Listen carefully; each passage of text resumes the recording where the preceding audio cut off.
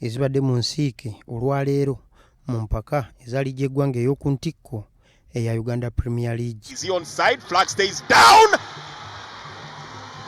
That time. Eno ebadde ekyazizza Busoga United ku kisaawe ekya FUFA Technical Center enjeru era omupiira guno guwedde nga Bull FC yeguwangudde gole mu ku bwereere eteebeddwa Alex Kitatta.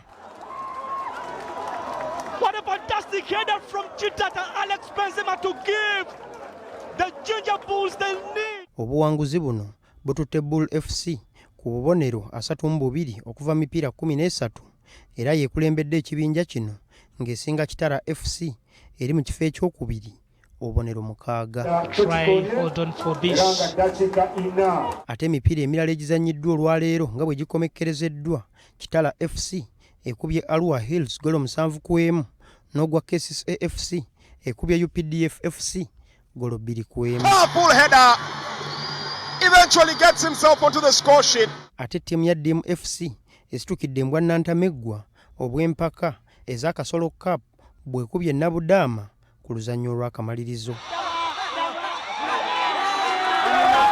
DM FC omupiira guno eguwangulidde mu kakodyo ak'okusimulagana penalty ku golo 5-4 oluvannyuma lw'eddakiika 9 okuggwa amaliri.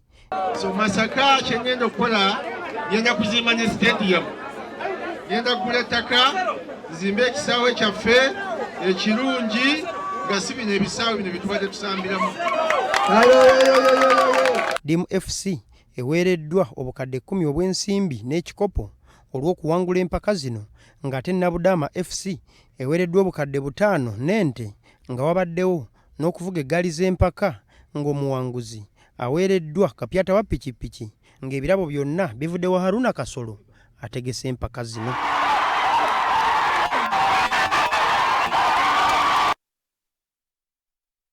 Nga bulijjo ebyo